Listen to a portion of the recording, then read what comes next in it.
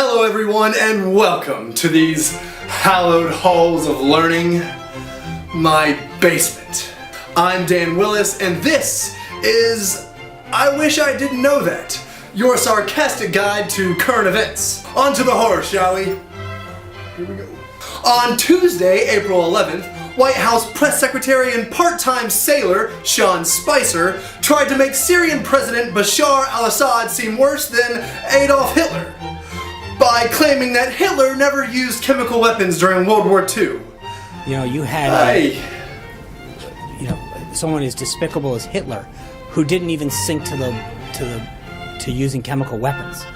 I spy rough seas ahead, my dearest Sean. The backlash in the media was indeed both swift and unrelenting. Mr. Spicer did later apologize, saying publicly, quote, "I really have no fucking idea what I'm doing," and added that the uproar on social media had gotten so intense that the Spicer family dog, who they've named Cat, was forced to temporarily suspend his Twitter account and seek emergency psychiatric care.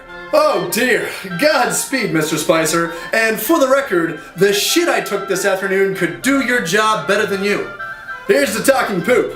If you have children in the public school system in Kansas, stop this video at once. A few student journalists at the Pittsburgh High School in southeastern Kansas recently discovered that their newly hired principal had lied about her education on her resume. I actually know this trick. You see, in 2006, I also lied on my resume to get a job. On Wall Street. And do you know what happened just a couple of short years later? The global financial crisis! Not surprisingly, the recently hired principal is now a recently fired one. And in a surprise move, the Trump administration issued a statement regarding the matter, calling all the students who worked on the story, quote, fake journalists. You know, I found some of your emails on WikiLeaks over the weekend. Spicy stuff. The Washington Post recently ran a story confirming that last summer, the FBI had obtained warrants to surveil Trump advisor Carter Page from the FISA court. The secret FISA court.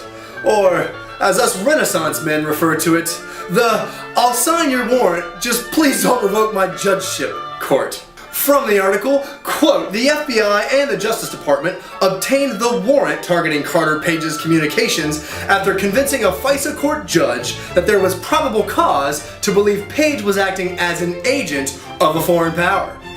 I wonder how that convincing a FISA court judge part went. Here you go, Judge. I want to spy on this Carter Page guy. Russia stuff. Russia? I haven't seen enough evidence to assume that Russia has anything to do with... Sign the fucking warrant, Judge.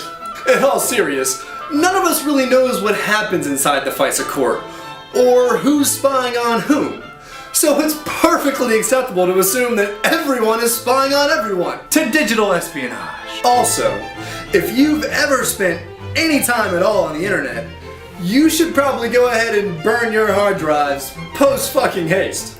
You know what would go good with this music? Some fucking war drums. On April 7th, the United States struck back at Assad for his alleged use of chemical weapons by launching 59 Tomahawk cruise missiles at an airbase in Syria.